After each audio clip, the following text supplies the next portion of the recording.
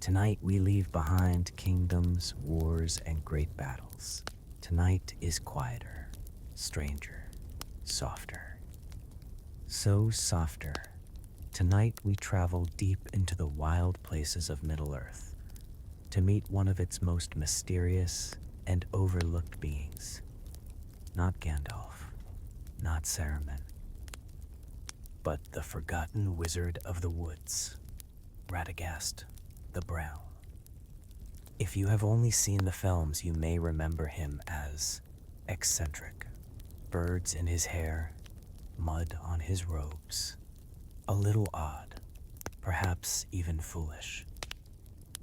That is only how he appears to those who do not understand him. For Radagast knows things few others do, the language of birds, the habits of beasts, the old magic hidden in root, feather, bone, and moonlight. He remembers knowledge even the wise have forgotten. Tonight, you are his guest. So before we begin, take a moment to like the video and subscribe if you enjoy relaxing journeys through fantasy worlds. And let me know in the comments where you're listening from tonight. Now, dim the lights, get comfortable, and listen. Rain falls softly through the forest. Branches sway overhead. Somewhere in the darkness, an owl calls. You follow a narrow path through Mirkwood's western edge. Roots twist beneath your boots. Moss covers ancient stones. The air smells of wet bark, mushrooms, and pine. At first, there seems to be nothing, only forest. And then, through branches, warm light appears. A hut, small, round, built from timber and living roots. Smoke curls from a crooked chimney. Bundles of drying herbs hang beneath the roof. The windows glow amber.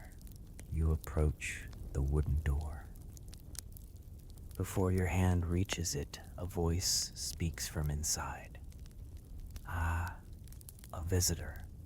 The voice is gentle, old, amused. I wondered when you would arrive. The owls told me someone was coming. The door opens. There stands Radagast, shorter than you expected, wrapped in layered brown robes, hair wild, beard tangled with leaves, his sleeves dusted with soil and urtollen. His eyes, however, his eyes are startling. Bright, ancient, clear in a way that feels almost unsettling. Like the eyes of someone who notices everything. He steps aside. Come in then. Quickly, you're letting the warm air out. Inside, the hut feels impossibly cozy. A fire crackles in a stone hearth. Copper kettles hang above glowing embers. Shelves overflow with roots, jars, feathers, dried flowers, and strange stones. Owls rest upon wooden beams. A hedgehog sleeps near the fire. The scent of cedar, tea, and fresh herbs fills the air. Radagast shuffles toward the kettle. Sit, sit. He waves toward a worn wooden chair. You've come a long way. He pauses, then smiles slightly. Most who come here seek answers. He places herbs into steaming water. But answers are overrated. He glances toward the window, where rain traces soft lines through glass. Stories are better. The kettle begins to sing, and as Radagast pours tea into clay cups, the evening truly begins. Radagast handed you a clay cup with both hands, as though offering something precious. Steam curled upward in pale ribbons. The tea smelled unfamiliar, earthy, sweet, wild. There was pine in it, something floral, and something deeper you could not name. Radagast lowered himself into a chair opposite yours with a soft groan, as though his bones had long ago accepted that comfort required negotiation. For a moment, neither of you spoke.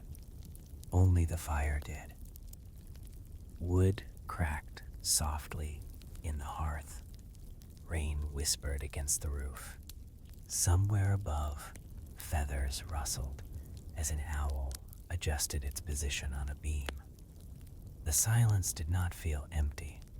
It felt alive, as though the hut itself were listening. Radagast blew gently across his tea. "People talk too much," he said at last.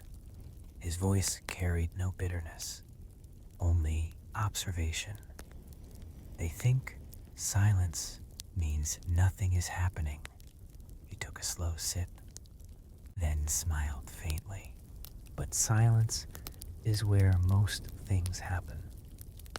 His gaze drifted toward the window. The fox hears silence before snow. The owl hears silence before death.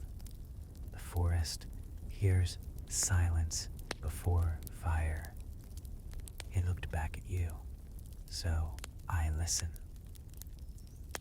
He spoke like someone explaining the simplest truth in the world, not trying to impress, not trying to teach, simply stating what he knew. Your eyes wandered across the hut. Every shelf seemed to hold mysteries, bundles of roots tied with twine, glass jars filled with seeds and powders, strange feathers longer than your forearm, bones polished smooth with age, a nest woven from silver grass. Even the walls seemed alive. Roots had grown through timber, twisting into natural shelves and archways. The hut felt less built than grown, as though forest and home had agreed to become one thing. Radagast noticed your gaze. He chuckled softly. "Most of those are gifts." He pointed lazily around the room. "That feather came from an eagle in the misty mountains. That stone was brought by a thrush. That root," he paused, squinted at a crooked herb bundle hanging above the hearth. "No, perhaps I found that one." He frowned in thought, then waved a hand. "Or perhaps it found me." He seemed entirely serious, and somehow, in this place, such a statement did not feel strange. You took another sip. Warmth spread through your chest. The tea was unusually calming, not magical in any obvious way. No sparkling potion, no dramatic sensation, just a slow unwinding, the kind that softened thoughts. Radagast noticed. "Better. He nodded knowingly. White pine needles, moon leaf, a little chamomile. He leaned forward slightly. "And one herb I do not tell strangers about." His eyes twinkled, not secretive, playful. Then his expression softened again. "There are many kinds of magic." He stared into the fire. This time, his voice carried unusual weight. Most wizards spend their lives chasing the loud kinds. Lightning, fire, power, control. He poked at the embers with a small wooden stick. Sparks rose like tiny stars. But the oldest magic is quieter. That sentence hung in the air. The fire dimmed and flared again. Radagast continued. Roots breaking stone, moss swallowing ruins, wounds closing, birds finding home across impossible distance. He looked at you again. That magic lasts. Outside, the rain deepened. A heavier rhythm settled across the roof. The forest beyond the hut disappeared into darkness. Yet inside, the fire made everything golden, safe, ancient. You began to understand something about Radagast that few ever did. His oddness was partly deliberate. People underestimated him. They saw birds in his hair and dirt on his robes and assumed foolishness. They missed what lay beneath. Ancient intelligence, ancient attention. Gandalf understood. Perhaps Círdan would have understood. Maybe Elrond, but not many others. Radagast suddenly tilted his head, completely still. Listening. You heard nothing unusual. Then 3 soft taps at the window. Radagast smiled. Ah. He rose with surprising quickness. An owl perched outside, large, gray, rain glistening on its feathers. Radagast opened the window. Cold night air entered. The owl hopped onto his forearm as naturally as breathing. He whispered something in a language unlike Elvish or the common tongue. Soft quicks, breath, musical murmurs. The owl answered, a low series of sounds, then silence. Radagast listened. Really listened. After a moment, the owl spread its wings and vanished into the rain. He shut the window, returned to his chair. You waited. He sipped his tea, unhurried. Then he spoke. Spiders moving east tonight. He said it as casually as one might mention wind, nothing urgent. He shrugged. They dislike heavy rain. Another sip. Then he added, owls are marvelous gossips. You could not help smiling. Radagast noticed and gave a small grin of his own. There now, he settled deeper into his chair. The fire reflected in his bright eyes. You've relaxed. Good. He placed his cup aside. Because now, his expression changed. Not darker, deeper. Like someone preparing to open a much older book. You came for stories. He folded his hands. Then let us begin properly. His gaze drifted toward the rafters, where shadows moved with candlelight. I suppose, a pause. We should start with creatures. The hut grew still. Even the owls seemed quieter. And as the rain continued outside, Radagast began speaking of beings few in Middle-earth had ever truly seen. Radagast settled deeper into his chair as the firelight danced across the walls. Outside, rain continued its steady rhythm over the roof, while somewhere high in the rafters, an owl tucked its head beneath a wing. The hut felt smaller now, more intimate, as though the forest itself had drawn closer to listen. Radagast's knowledge of creatures was unlike that of scholars in Minas Tirith or lore masters in Rivendell. Others studied creatures from books, from records, from observation at a distance. Radagast knew them differently. He lived among them. He earned their trust. He learned their patterns, not as subjects, but as neighbors. That difference mattered. Most people in Middle-earth understood animals in simple terms: useful, dangerous, wild, tame. Radagast saw no such neat divisions. To him, every creature carried purpose, every wing beat, every claw, every call in the night. Nothing existed without meaning. The great eagles were among the first creatures he came to understand deeply. Few beings inspired such awe. They were not merely birds. That misunderstanding frustrated many who knew little of them. The eagles possessed intelligence, memory, and ancient dignity. They belonged to older stories, older powers. When they descended from high peaks, they carried something almost kingly, a presence that demanded attention. Their wings spanned enormous distances. Their eyes perceived movement from heights no ordinary creature could survive. They crossed storms others avoided. They read currents invisible to mortal sight. Radagast had spent long years observing their migrations between mountain ranges.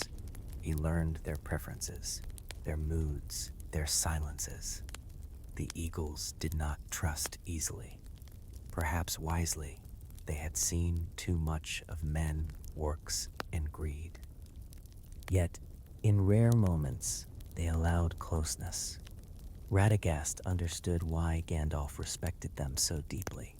They were among the last creatures that still carried something untouched by civilization, untamed majesty. But not all creatures of wonder were grand. Some were easily overlooked. Radagast held special affection for the small and strange. Moths, for example. Many dismissed them as fragile night insects, drawn to flame. Radagast knew better. Certain moths of Mirkwood were astonishing navigators. They traveled through dense darkness, using patterns of moonlight invisible to human eyes. Some species migrated vast distances through forests so thick that sunlight barely touched the ground. Others communicated through vibrations too subtle for ordinary hearing.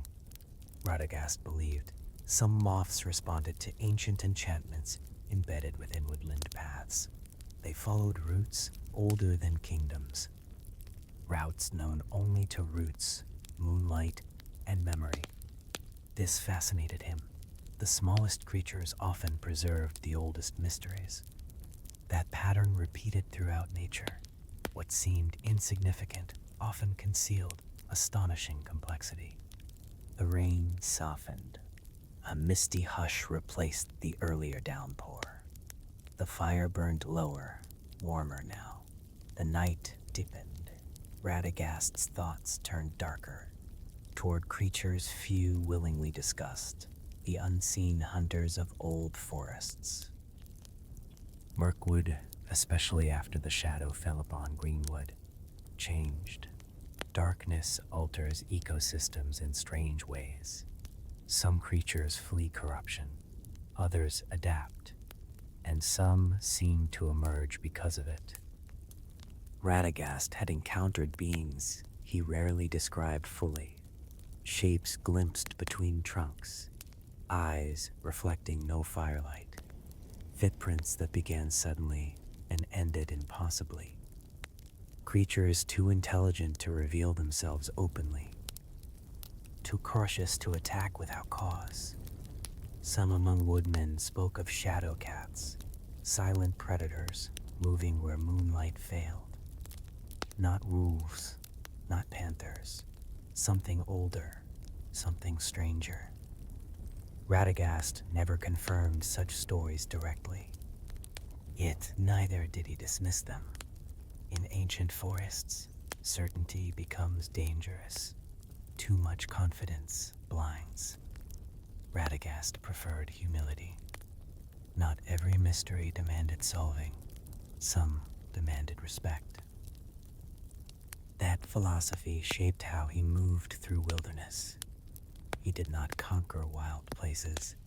He entered them carefully, listening, observing, accepting that some knowledge remains partial. This, perhaps, was wisdom, not knowing everything. Knowing what should not be forced. Then there were horses. Not ordinary horses. The Miras. Among all beasts allied with men, few rivaled them in nobility. They descended from ancient bloodlines, carrying extraordinary intelligence. They understood intention, fear, character, They chose riders rather than accepted masters. That distinction fascinated Radagast. The Miras represented a rare bond between animal instinct and higher perception. They sensed truth in ways language often obscured. A deceitful rider might fool other men, rarely a Mira. These creatures responded to integrity, to presence, to spirit. This aligned perfectly with Radagast's worldview. The natural world constantly evaluated character. Animals noticed things people ignored: breathing patterns, tension, predatory intent, false calm. Nature observed honestly, without politics, without vanity, without self-deception. That honesty made beasts better judges than many rulers. As the fire crackled, the hut seemed filled with invisible presences: feathers, fur, paws upon moss, wings against moonlight. The forest beyond the walls no longer felt empty. It felt populated by ancient lives moving through darkness according to rhythms older than language. Radagast's world was not a lonely wilderness. It was crowded with intelligence. Not human intelligence, something older, more instinctive. Some words in the Gast, some words worse, more honest. And the deeper one listened, the more one understood something startling. Creatures were not merely communicating with each other, they were communicating with the land itself.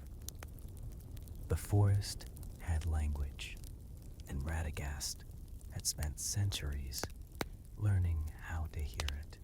Most people imagine the language of animals too simply. They assume communication must resemble speech, words, sentences, questions, and answers. Radagast knew this assumption was deeply flawed. Animals did not think in language as men or elves did.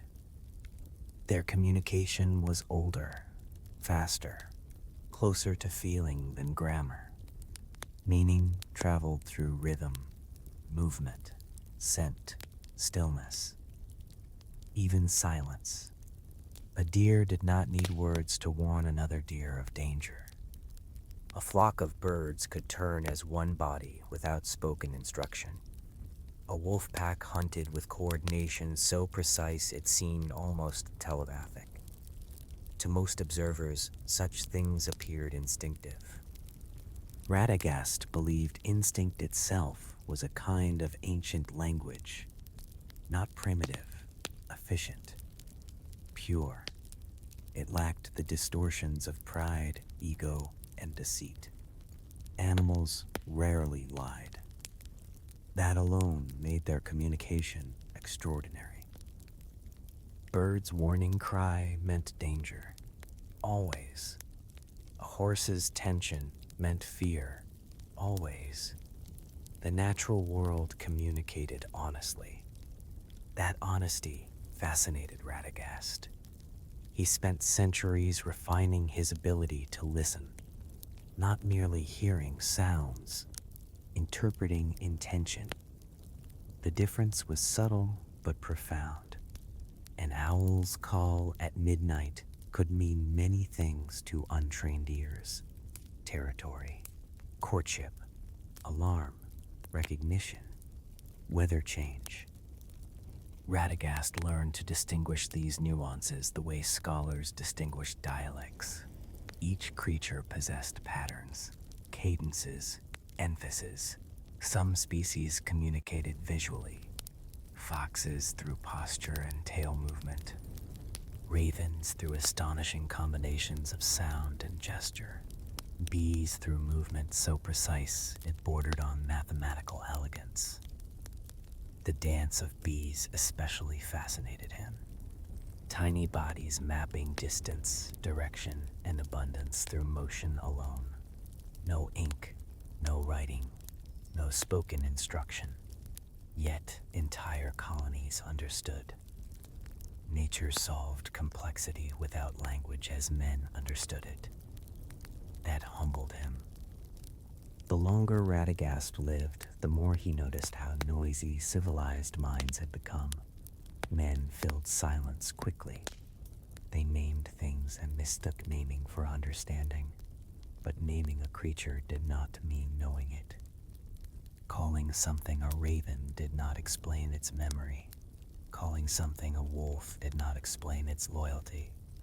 Words often created the illusion of knowledge. Radagast preferred attention. Attention revealed truth. He had once spent nearly 3 months observing a family of badgers near the roots of an ancient oak. Most would call such patience absurd. Yet in those weeks he learned more about persistence than many scholars learned from books in a lifetime. Badgers were deliberate creatures, not hurried, not careless. They shaped homes slowly, expanded tunnels gradually, maintained structures with astonishing consistency. Generation after generation, they improved what came before. That struck Radagast deeply. The animal world carried wisdom without philosophy, without essays, without counsels, simply through being. He came to believe that many creatures carried forms of intelligence civilization had forgotten how to value. Owls embodied perception. Foxes embodied adaptability. Ravens embodied memory. Horses embodied trust. Spiders, even in their unsettling nature, embodied patience. Every creature specialized in some form of knowing. The wise observed without arrogance. Yet the deepest insight Radagast gained was stranger still. Animals did not merely communicate among themselves. Sometimes they communicated with the land. This was hardest to explain, even to other wizards. Certain birds changed flight patterns before storms, long before clouds formed. Burrowing animals abandoned Earth before tremors. Migratory species altered ancient routes when corruption spread across forests. Creatures sensed disturbances beneath visible reality, as if the land itself whispered warnings. Radagast did not dismiss this as superstition. He witnessed it too often. The forest spoke, not in words, in signals, in subtle shifts. Animals heard these messages first. That made them invaluable. They became living messengers of imbalance. If spiders moved unnaturally eastward, something had changed. If birds abandoned nesting grounds, something had shifted. If wolves grew silent, something was wrong. Silence itself could become information. This was perhaps the most difficult lesson. Absence speaks. A missing bird song, a vanished insect chorus, a silent grove. These often carried more meaning than noise. Radagast learned to fear unnatural silence. Healthy forests breathed with sound. Wind and leaves, wing beats, rustling undergrowth, distant calls, life announcing itself. When those sounds vanished, unease followed. That was how he sensed darkness spreading through Greenwood long before many others understood. The spiders came, the songs faded. Silence spread. Not natural silence, oppressive silence. The kind that presses against skin, the kind that makes even ancient trees seem watchful. Creatures fled. Those that remained changed. And through their altered behavior, Radagast read the growing shadow. This ability made him more valuable than many realized. Others studied armies. He studied birds. Others watched kings. He watched migration. Yet both sought the same truth: what is coming. In this way, Radagast's wisdom resembled that of the oldest lore masters. He simply read a different kind of text, not parchment, living systems, patterns written in feather, claw, and root. Embers glowed deep orange beneath darkening ash. The hut felt warmer than before, heavier with stillness, and as the night deepened, the conversation moved beyond creatures toward older things, stranger things, not beasts, not birds, but magic itself, ancient practices few in Middle-earth still remembered, the quiet magic that lived in song, herb, moonlight, and root.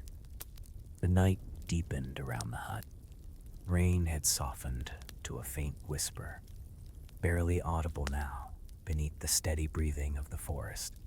Inside, the fire had settled into glowing embers. The sharp crackle of fresh wood was gone. In its place came warmth, low, golden, ancient, the kind of warmth that made time feel slower, the kind that made stories feel older. Radagast's magic had never resembled that of Saruman, nor even Gandalf. He did not favor displays of force. He did not bend flame to his will or call lightning from storm clouds. His power lived elsewhere, in quieter places, in forgotten places, in things the proud often dismissed. That was perhaps why so many misunderstood him. They looked for wizardry in spectacle. Radagast understood that the oldest magic rarely announced itself. It worked patiently, silently, like roots beneath soil. He knew songs that no minstrel in Gondor had ever heard, melodies older than many kingdoms, older perhaps than some languages still spoken by men. These were not songs composed for beauty alone. They served purpose. Certain songs calmed frightened animals. Certain tones soothed pain. Certain rhythms encouraged growth in fragile seedlings. To many, this would sound like myth, but Radagast knew better. Sound changes matter. A voice can calm. A rhythm can guide. Even among ordinary people, lullabies quiet infants, and chants synchronize labor. Magic often begins where pattern meets intention. The old songs worked through harmony, not domination. That distinction mattered deeply. Much of dark magic imposed will. Ancient natural magic aligned with existing patterns. It listened before acting. It moved with the world rather than against it. Radagast believed this was the original way, the first magic, before towers, before staffs, before councils of the wise. There had been voice, song, resonance. Even the Eldar knew this truth. Creation itself had roots in music. The deepest structures of Arda carried harmony within them. Radagast never forgot that. But he practiced old melodies under moonlight, not for performance, for communion. Many rituals he preserved required no spoken spell at all, only timing, awareness, presence. The moon changed things. Water responded. Tides shifted. Creatures altered behavior. Plants opened and closed according to cycles older than civilization.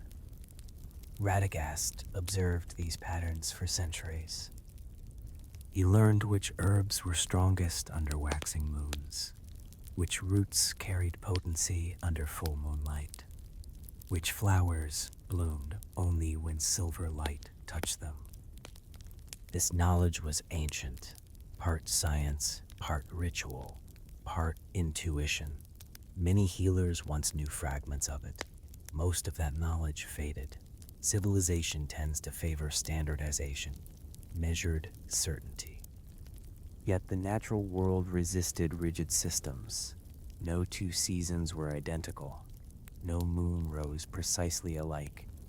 Context mattered. Radagast embraced this uncertainty. Moon rituals, as men might call them, were less dramatic than legends suggested. No glowing circles, no grand incantations. Often they involved patience, gathering herbs at exact hours, placing water beneath open sky, sitting in silence until the forest changed, listening for subtle shifts. Many would fail simply because they lacked stillness. Modern minds seek immediate results. Ancient magic demanded attention. This was its barrier, not secrecy.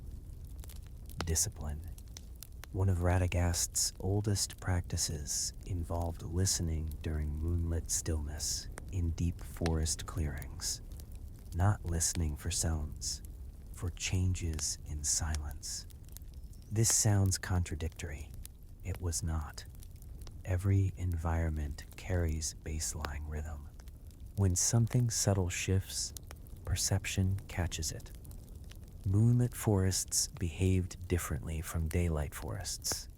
No birdsong, no daylight insects.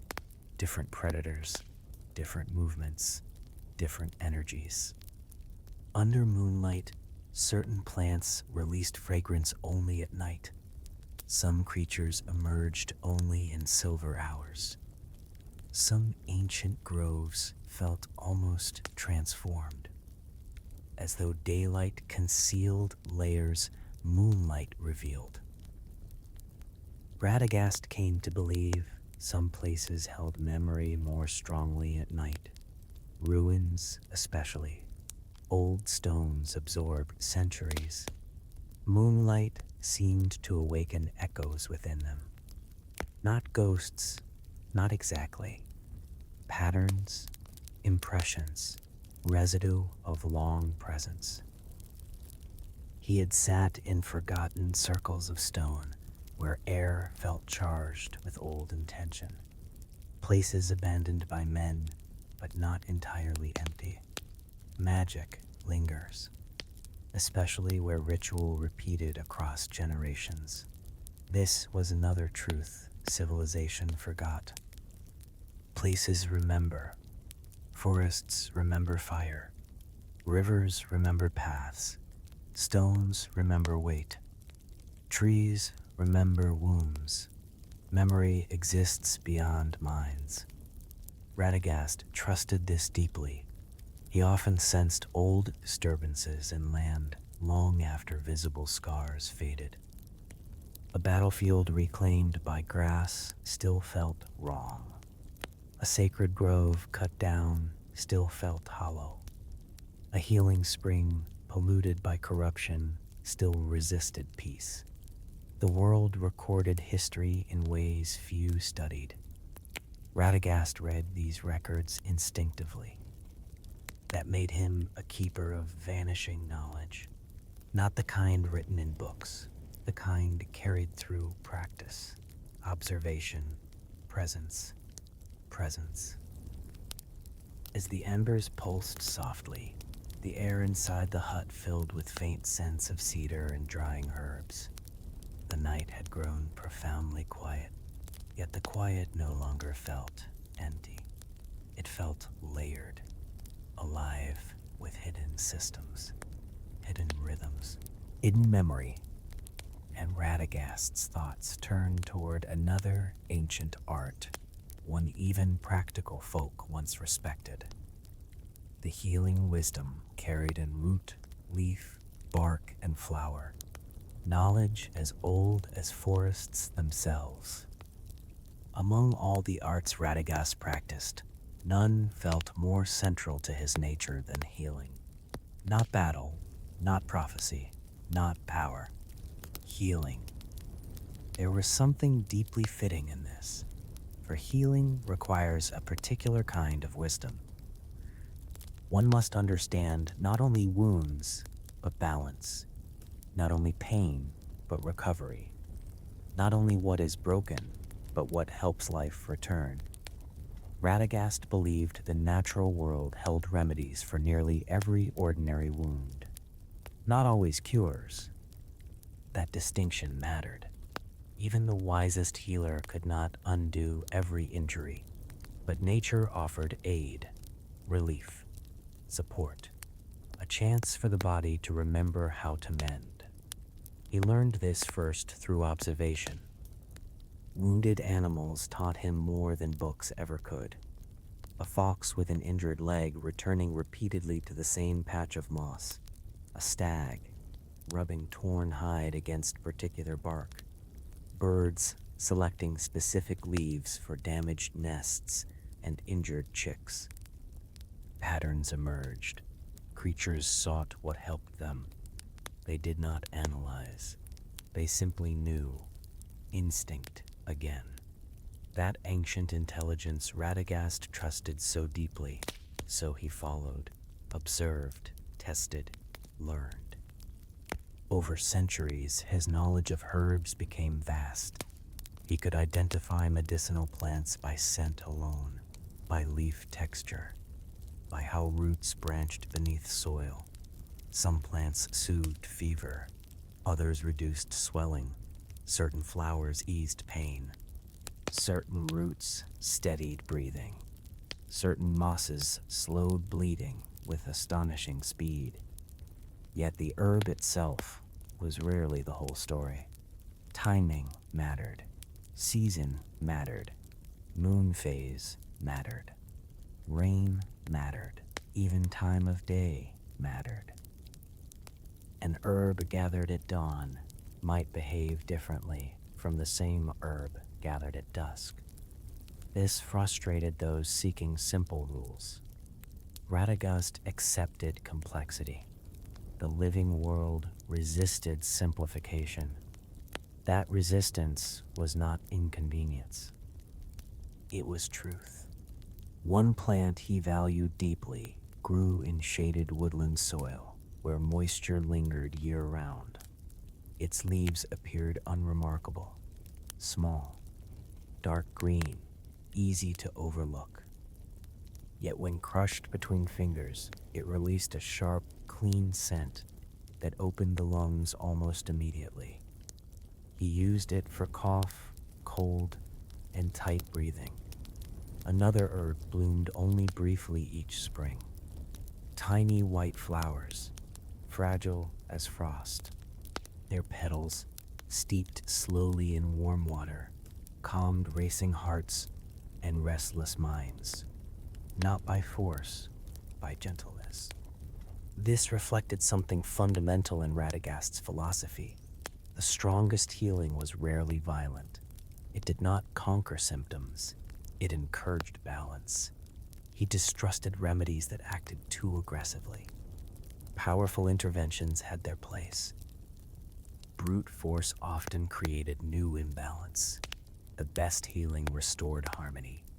This applied beyond physical wounds. Radagast understood emotional pain as well. Grief changed breathing. Fear altered posture. Exhaustion changed skin tone, eye movement, even scent. Animals noticed these changes immediately. Humans often ignored them. Radagast did not. He knew some ailments required herbs, others required rest, others required warmth, and some required presence. Simply presence. This was a lesson many healers missed.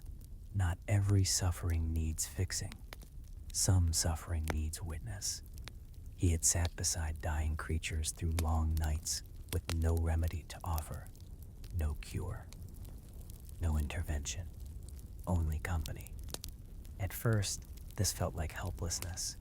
Over centuries, he understood otherwise.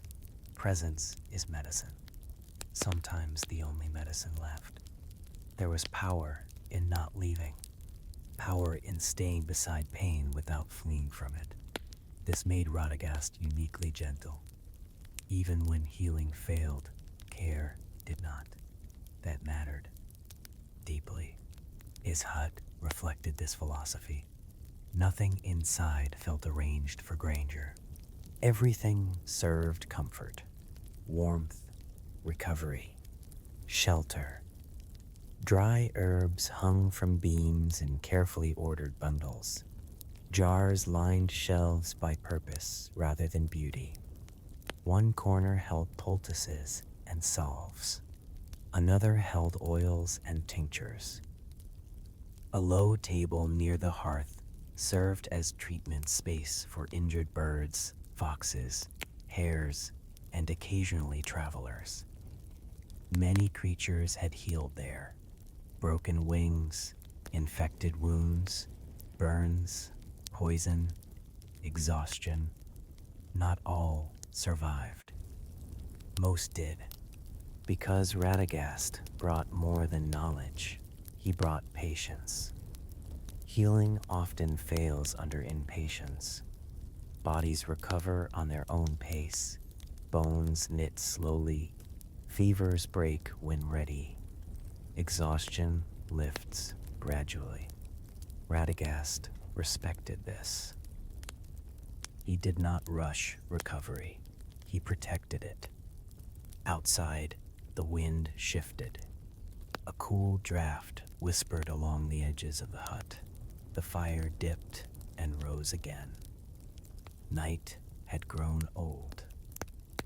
That strange hour approached, when darkness feels deepest, before the first hint of dawn. The herbs above stirred softly. Their mingled scents filled the air. Pine, sage, cedar, root, leaf, earth. The hut felt almost like a living apothecary grown from forest memory. And as the night wore on, Radagast's thoughts wandered beyond herbs and healing, toward places few dared enter, forgotten places hidden beneath greenwood, ruins swallowed by root and moss, ancient stones where even birds hesitated to sing, places where old magic lingered, places carrying secrets better left undisturbed. Not all places in Middle-earth welcome visitors. Some endure, some invite, and some remember too much. Greenwood the Great had once been among the most beautiful forests east of the Misty Mountains.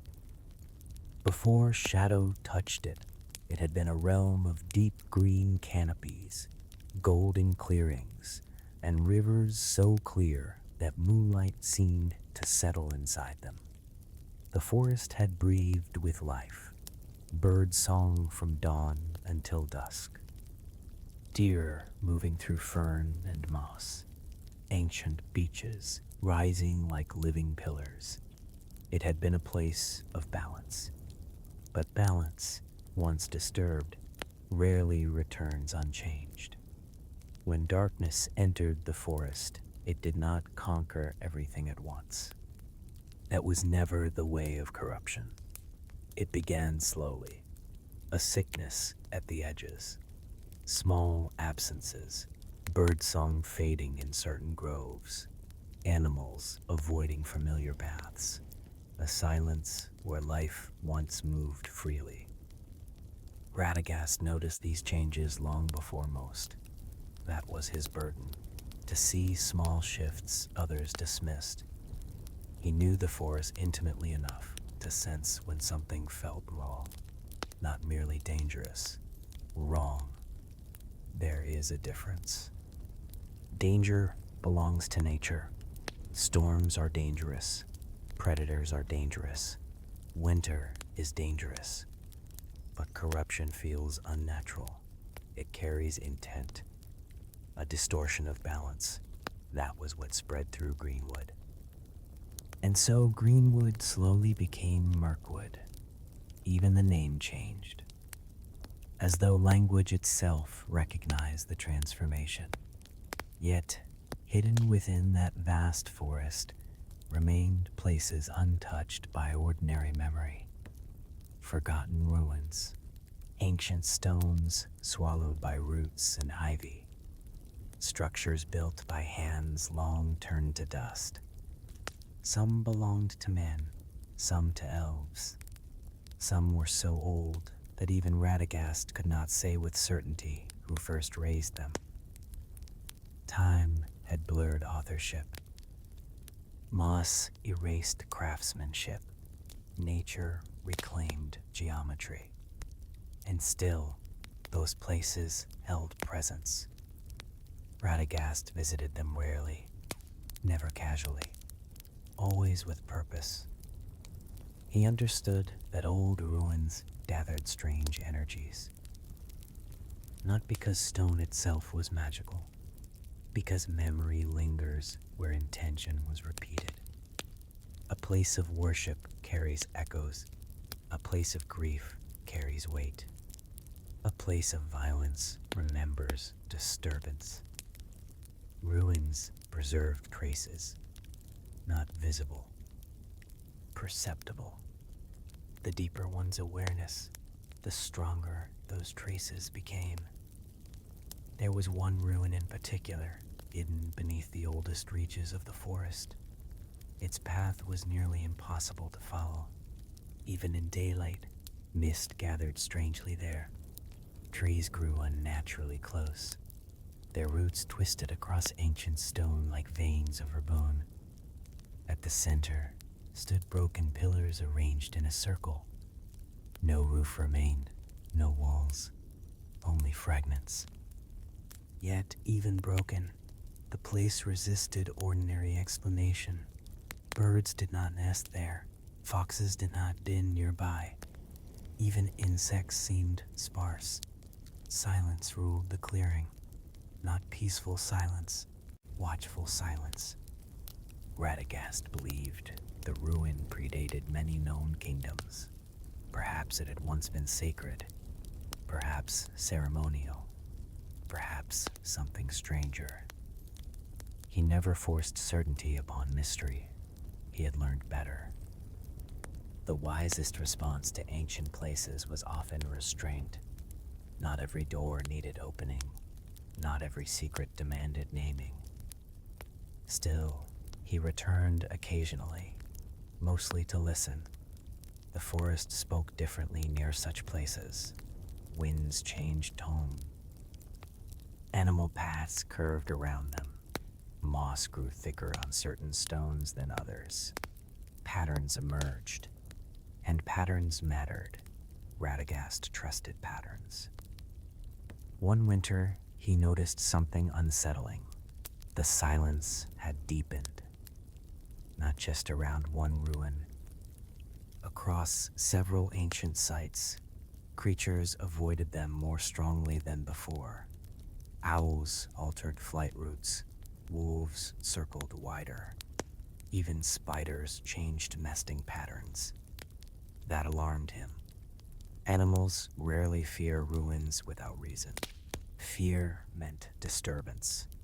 Disturbance meant influence. Influence meant presence. Something had awakened. Not necessarily a creature. Possibly something subtler. Old magic disturbed. Old corruption resurfacing. Or perhaps something merely passing through. Radagast spent long nights observing, listening. No dramatic revelation came. No monster emerged from shadow. Instead, the warning remained frustratingly incomplete.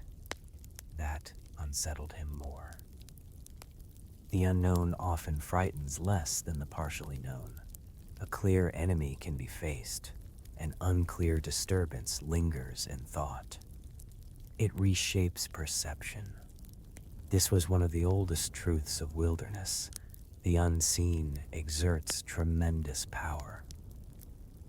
What cannot be fully perceived expands in imagination. Radagast disciplined himself against that. He returned to observation, to evidence. Still, certain places in Greenwood remained difficult, even for him. Places where moonlight felt dimmer, where sound carried strangely, where ancient roots wrapped forgotten stones so completely that forest and ruin had become inseparable. These places taught humility. Even after centuries, Radagast did not claim mastery over all mysteries. That humility protected him. Many powerful beings fall because they assume complete understanding. Radagast never made that mistake.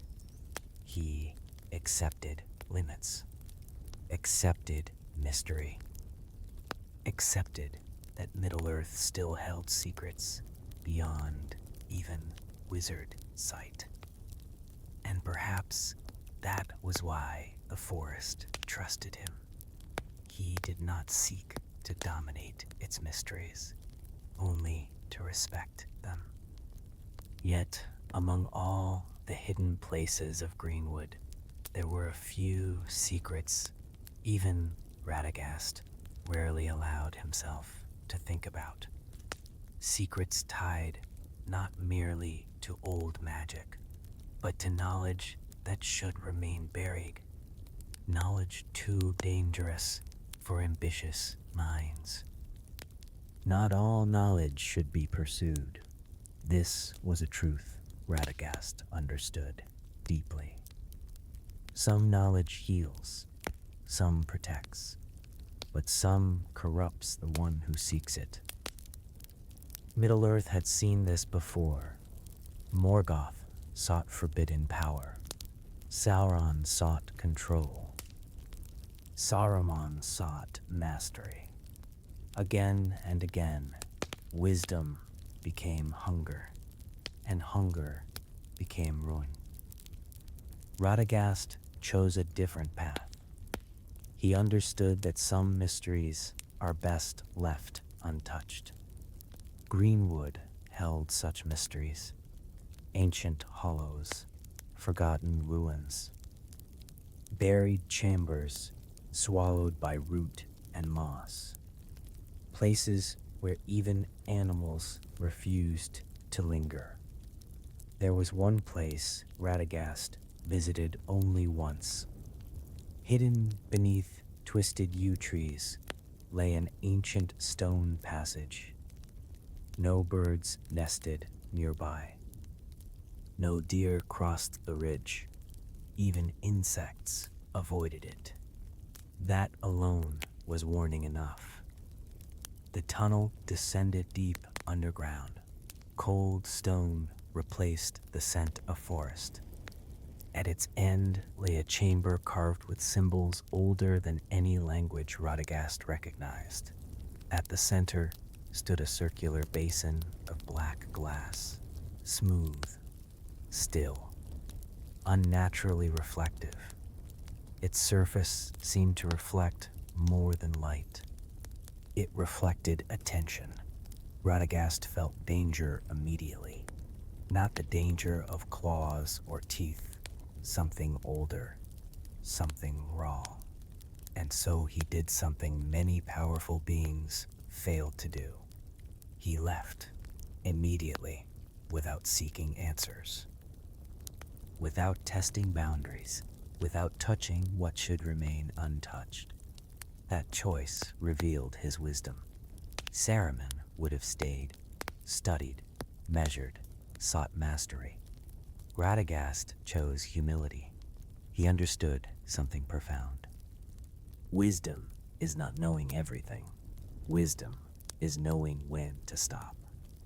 Outside, the forest had grown quiet. The rain had ended. Moonlight now touched wet branches beyond the window. The fire had burned low. Only embers remained.